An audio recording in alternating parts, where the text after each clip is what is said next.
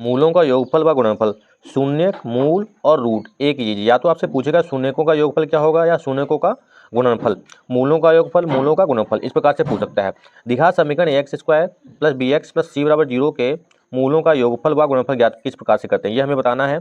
यदि समीकरण के मूल अल्फा बीटा हैं तो मूलों का योगफल क्या होता है, मूलों या शून्यकों का योगफल होता है माइनस एक्स का गुणांक बटे एक्स स्क्वायर का गुणांक।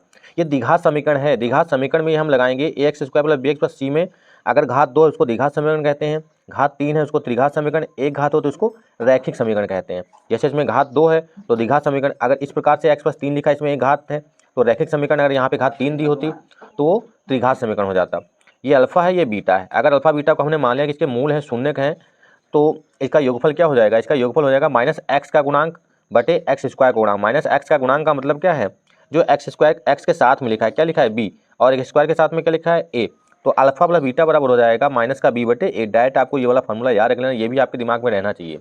अल्फा प्लस बीटा बराबर हो जाएगा माइनस का बी बटे ए, अल्फा गुणे बीटा बराबर हो जाएगा सी बटे ए। सी बटे ए का मतलब अचर पद, जो अचर पद यहाँ पे क्या दिया है, देखो यहाँ पे अचर पद सी दिया है, तो सी बटे में एक्स का गुणांक क्या होता है ए, सी बटे में ए। अब पहला सवाल जैसे दिया है x square plus 3x plus 7 बराबर 0 का हमें मूलों का योगफल और गुणनफल निकालना है। ठीक है, समीकरण 1 की तुलना A x square plus B x plus C बराबर 0 से करने पर ए का मान कितना है 1, यहाँ पे ए है, यहाँ पे ए के साथ में कितना लिखा है 1, बी का मान कितना है यहाँ पे 3 दिया है, सी का मान अचर पद कितना दिया, कांस्टेंट कितना दिया 7, तो यहाँ पे 7 हो गया। अब हमें निकालना है alpha plus beta. Alpha plus beta जब निकालेंगे तो माइनस का बी बटे ये फार्मूला होता है माइनस का एक्स का गुणांक बटे एक्स स्क्वायर का गुणांक।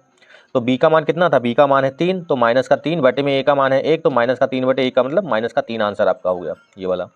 ठीक है, तो इसी प्रकार से हम निकाल लेंगे अल्फा गुणे बीटा। अल्फा गुणे बीटा क्या होता है सी बटे ए, सी का मान कितना है 7, 7 बटे 1 मतलब इसका आंसर आ गया 7। इस प्रकार से बहुत सिंपल तरीका है, इस ऐसे निकाल देंगे। दूसरा दिया है 2x स्क्वायर माइनस का 5x माइनस का 6 बराबर 0, इसको समीकरण 1 मान लिया। समीकरण 1 की तुलना A x square plus B x plus C बराबर 0 से करने पर ए का मान है 2, बी का मान है -5, सी का मान है माइनस का 6।